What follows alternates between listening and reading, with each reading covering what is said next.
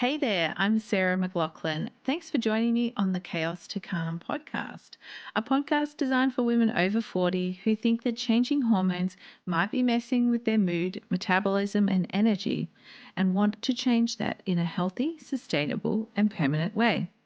Each episode will explore topics related to health and wellness for women in their 40s, like what the heck is happening to your hormones, what to do about it with nutrition, lifestyle, and stress management, and inspiring conversations with guests sharing their insights and tips on how to live your best life in your 40s and beyond. So, if you're feeling like you're in the midst of a hormonal storm and don't want perimenopause to be horrific, then join me on Chaos to Calm as I share with you how to make it to menopause without it wrecking your relationships and life. Hello, and welcome back to the Chaos to Calm podcast, where we talk all things perimenopause and with the aim to make your journey as smooth as possible through to menopause there. This is episode number 34. You're with me, Sarah, the perimenopause naturopath. And today we are going to talk about the black cloud on even the sunniest of days. It's one of the most common nutrient deficiencies that I deal with at Perimenopause Naturopath HQ. It is iron deficiency, right? It's that thing keeping you exhausted, impatient, angry, unfocused, overwhelmed, no mojo, no motivation, and a massive contributor to heavy bleeding. So for a lot of women I talk to and work with, it's a problem they either can't get rid of or they may not know that they have. And, I've seen some incredibly low iron stores in clients, and I am amazed at how they pick themselves up and keep going. And I think a lot of that is because we are told, that's normal. You're tired. You're a mum. You're a busy mum. You're working mum. You're going through perimenopause. You're getting older. All those things that we hear, which aren't helpful and really dismiss that there is actually a problem underneath. So, as I said, iron is the most prescribed supplement here at the Perimenopause Naturopath. We don't prescribe a lot, but we sure do prescribe a lot of iron. So, it is a problem. It's actually a really big problem. World Health Organization lists iron deficiency as a major problem worldwide, especially in developed countries. Like it shouldn't be because we have enough food available, but it actually is. So it tells us it's maybe not all about the food. So I'll introduce you to Carly. She was a client of mine. She was a busy working mum in her 40s, like you, like lots of women I talk with. And yeah, she came to me feeling exhausted, like totally wiped out all the time.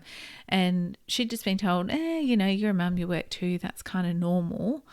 But she did have a lot of flags for iron deficiency. So she struggled with heavy clotty periods, extremely exhausted, brain fog. Her meals often were just kids' leftovers. A big flag for her was she'd recently been diagnosed as a celiac. So she knew she had some gut health issues needing support and resolution. And one of the ways that they'll often diagnose celiacs or get a flag that celiacs is happening is low iron and low iron stores. So, Carly did know she was iron deficient, like lots of you are, but she couldn't get rid of it. She was just the symptoms: heavy bleeding, fatigue, muscle weakness, mental fog, no motivation. They're the symptoms she was dealing with. They're the really common symptoms. And yes, there can be multiple reasons why. That's why it's super important to dive in and get an understanding of, is it iron deficiency contributing to how you're feeling, or is it something else? Because, like for Carly, she tried so many different things, diet changes, exercise, all of the stuff. Everything persisted for her. She did eat well when she made meals for herself. She was really conscious of eating iron-rich foods and all of that sort of thing. But she was really caught in a loop of iron deficiency. She'd done heaps of supplements, got lots of constipation, tried lower dose ones, tried infusions. They made her feel really sick, so it wasn't something she wanted to keep doing. But mostly she saw little change. And it's because her underlying symptoms or the underlying driver of why she was feeling that way wasn't being addressed.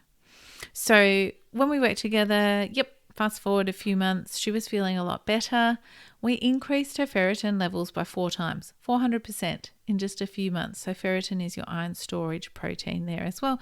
And that meant that her periods were not so heavy or draining anymore there as well. So, iron deficiency can be something that kind of creeps up on you, and you don't realize just how tired and worn out you are until you really stop and think about it, or someone draws attention to it. And I know for Carly that was the case. She knew she was tired. She kind of didn't realize how tired she was though, and how it was impacting her, until we got her levels back up again and she could see what she'd been putting up with as normal was really abnormal. And so her story is certainly not unique, as I've said. So let's explore the risks or the symptoms of iron deficiency. So what puts you at risk of iron deficiency, what the symptoms are, and why it can be a bit prevalent in perimenopause. So, and I think it's, again, I want you to know what your risk factors are. And I also, when we're talking about what you can do about it, we're going to, of course, dive into how do we resolve the underlying issue. That's what we want to do for that long-term change in your health and that benefit there. So iron deficiency, who's at risk? Well, there's lots of risk factors, and the most common ones that women see and that I see in my clients is pregnancy. And yes, probably lots of us are past that, but I've helped plenty of women that have just recently had a baby and now in perimenopause. Remember, can start in your mid-30s. So it's not like pregnancy was that long ago for many of you. And it can take like 12 months to replenish your stores after pregnancy. If you've had a hemorrhage or some other complication, or if you're not getting enough iron, then, or maybe you've had pregnancies close together, that'll put you more at risk of low iron and low stores, low ferritin. So heavy periods. This is something that's really common in the early phases of perimenopause. And unfortunately, it's the one time that our body is not the well-oiled and wonderful machine that I always rave about. When you are low in iron, when you're low in your iron stores in ferritin, you will actually have heavier periods. I know. When you need that iron the most, you actually lose more. And then, it becomes a vicious cycle. Low iron, heavy bleeding lowers your iron further. And it can be really difficult to keep up your iron supplementing wise. If that's the case, you really need to address that heavy bleeding. We'll talk some more about that in a minute. Vegetarian, vegan diets, so not taking enough in. That can be a problem. High stress levels. Why high stress? Is this just a ploy for me to get this in the conversation so early in the episode? Well, no, it's not a ploy. But, stress really alters our digestive function and the fire in your guts. So it impacts how much you can get out of the food that you're eating and how much you absorb. Same goes with celiacs, especially if you're undiagnosed or if you're not avoiding gluten. Non-celiac gluten sensitivity, those peeps will also be at risk because of the inflammation in your gut and reduced function there. Going on restrictive diets frequently and skipping out on iron-rich foods or not eating enough, that's going to impact your iron stores and other gut health issues. If you've got an imbalance in your microbiome, maybe you've got a parasite or some other dysbiosis or bacterial overgrowth, and intestinal blood loss. So always have a look when you wipe and when you go. And if it's like bright red blood, well, probably hemorrhoids, sister, or a tear or something like that. If it's darker blood, please do follow, either way, follow it up with your primary care doctor. You need to get it looked at. If it is dark blood though, please, it's really important. So lots of factors that women have in their 40s as well. And a thyroid condition, hypothyroidism, will put you at risk of low iron because of the way it impacts your digestive system and your iron metabolism. So I just want to touch on why iron is so important, because it does a lot in our body. It's involved in our energy production. It's involved in our thinking, our focus, our concentration. And part of that is because it's involved in neurotransmitter production, those brain chemicals that make us, particularly dopamine, that give us our mojo and motivation, get us up and going and doing the things that we need to do. And also, dopamine is our feel-good or pleasure hormone, a neurotransmitter. So it's also, if we're, you can see why you might have a low mood if you're low in that transmitter and you're low in iron, making you have low levels of dopamine. Iron's really important for your immune function and inflammatory processes and your thyroid hormone levels, as I said. So that's just some of the things that it does. And so totally not a surprise then, is it, that there's lots of different symptoms of iron deficiency. You might be thinking about lethargy or, fatigue and exhaustion, getting short of breath really quickly when you say climb the stairs or go for a little walk. Yeah, they're commonplace. That reduced stamina, hard to recover from exercise as well. Maybe feel some muscle fatigue and heaviness. Restless legs is a big giveaway, but it can be other things as well.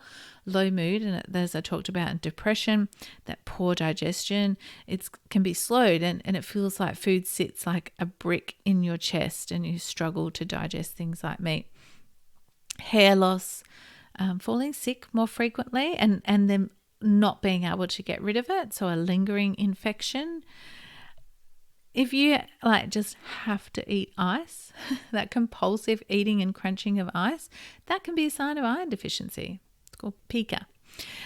Sores around your mouth or a red sore tongue, pale skin color if you're not normally that pale, or pale tongue and inside your eyelids. Yeah, so spooning of your fingernails or flattening of your fingernails and some markings on them as well, like the lines on them. It can be not diagnostic, but an indication that you might need some more iron, and dizziness there as well. So there's lots of different signs and symptoms. Maybe some of those are there for you, but I just want to touch on how do you know, because some of those things could be related to other nutrients or other dysfunction in your body. So let's talk about iron deficiency diagnosis. How do you get it? Well, first of all, I'm going to just grab out my soapbox and I am going to have a little rant about the lab ranges. So if you have a blood test to test if you're iron deficient, well, those lab ranges are pretty cruddy. They are going to, they're so low that you'd be feeling rubbish well before you get outside the normal range. So you could be symptomatic for weeks or months with iron deficiency symptoms and still be normal or fine. You're fine. And you're feeling rubbish still. So my blood test decoder has the optimal ranges for your red blood cells and your full blood count, your B vitamins and your iron studies. And they're the blood tests that I want you to get done, but I also want you to use those optimal ranges because that's what we should be aiming for. And that's what we deserve, is actually to be in our optimal state of health, not just you're fine. You're not, there's not a disease or disorder going on right at this moment. But yeah, you're probably feeling really rubbish in between then. So full blood count, iron studies, including ferritin, and a decrease in ferritin will often come before other signs of deficiency. That's why I love testing it, because we get to see before the other markers in your blood might show that your iron stores are getting low. B vitamins like B9 and B12 are important too, because they can contribute to anemia. It might not just be iron, it could be your B vitamins.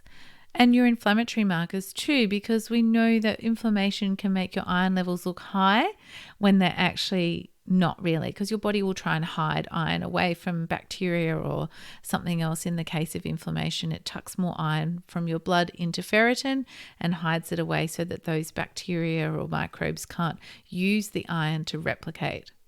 Our bodies, they are really clever. They're really awesome. Like I said, we just got that little blip with the heavy bleeding, but otherwise, they're amazing. So, and for some cases, they might want to look at other bloods like your zinc and copper, which influence your iron metabolism as well. But, at a baseline, that's what you'd be looking for. Your doctor may or may not want to do those depending on your history, but you can always get them done via a naturopath or a nutritionist like myself. They won't be bulk billed, but you can always pay for them, and they're not too expensive, especially when we use them from a functional perspective as we do. We get a broader idea of what else is happening in your body there as well. They allow us to make inferences or really good estimates of what's happening in your other systems of your body.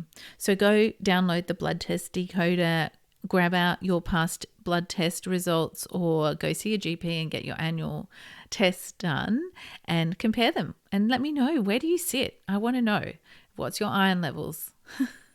Are you deficient? If you're not deficient in that, I bet you're deficient in vitamin D. There's a whole other podcast.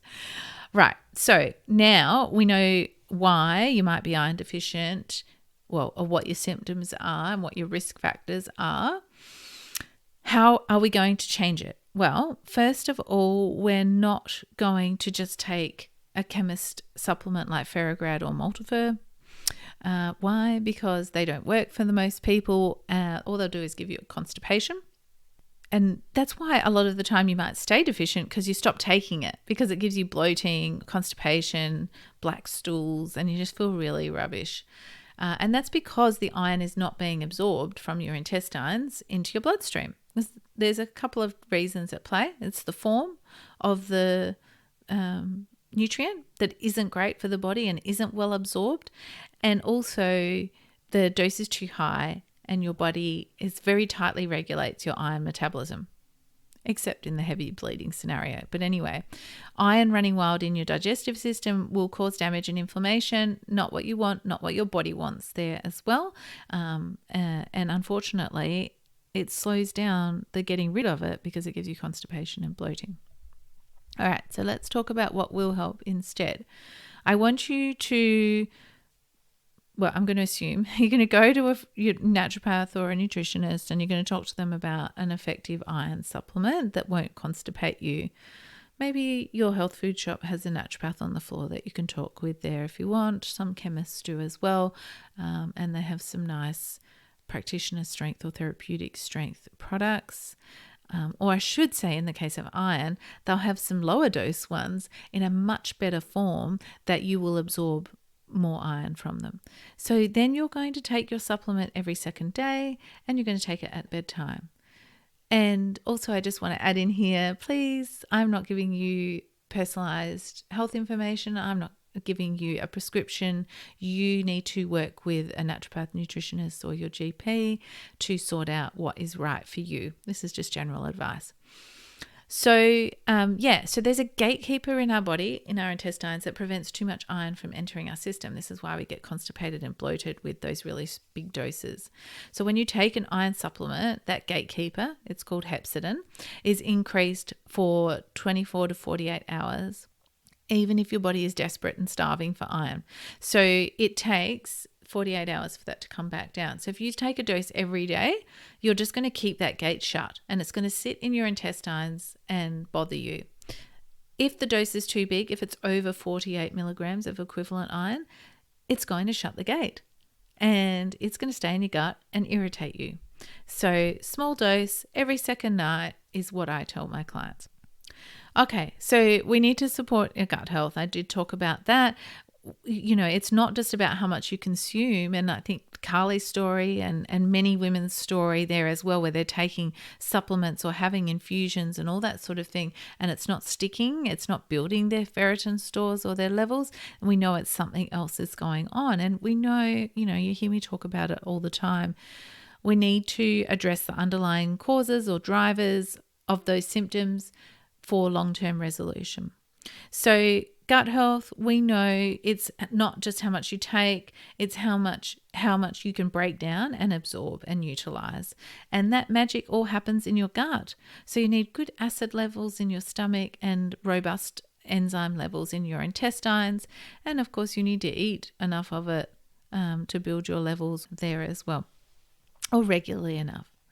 Now, I want you to be careful with coffee because, maybe you heard that you shouldn't have lots of tea around your iron supplements or iron rich meals because it binds the iron and makes it unavailable to your body. But also coffee does similar. It's been shown to inhibit iron absorption by up to 90%. So the important thing is that when coffee or tea is drunk with around your meal or your iron supplement, you are not going to absorb it. So what you want to do is have your food and then have your coffee or tea at least 60 minutes after your iron supplement or meal.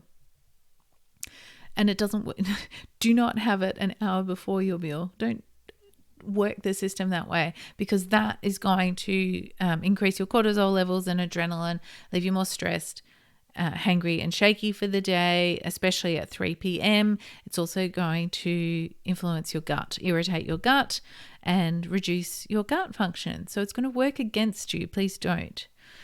Coffee, after food in the morning is much nicer for your body than that harsh jolt first up.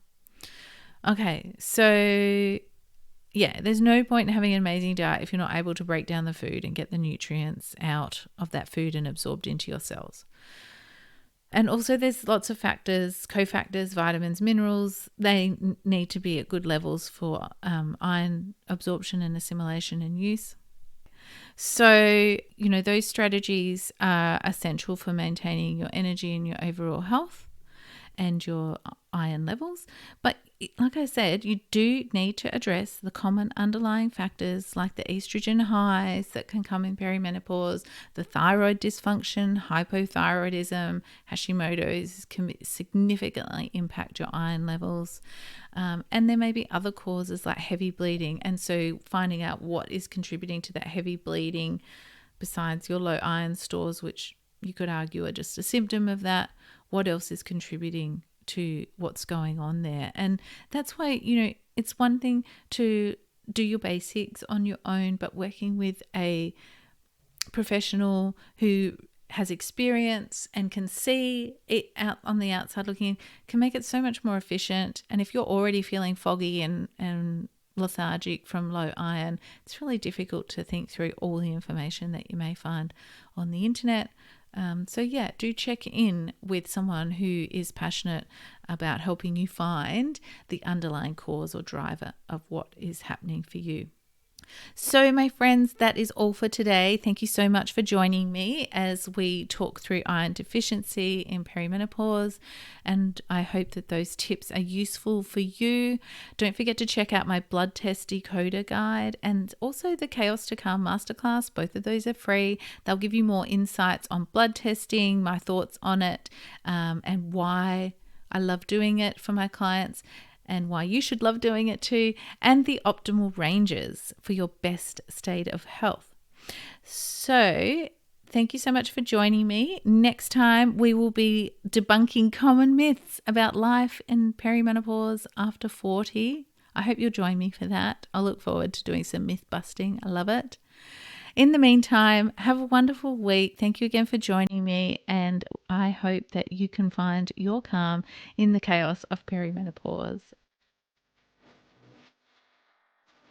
It's really common for women over 40 to experience the chaos of changing hormones, mood, metabolism, and energy. But I hope you know now that common doesn't have to equal normal for you or them.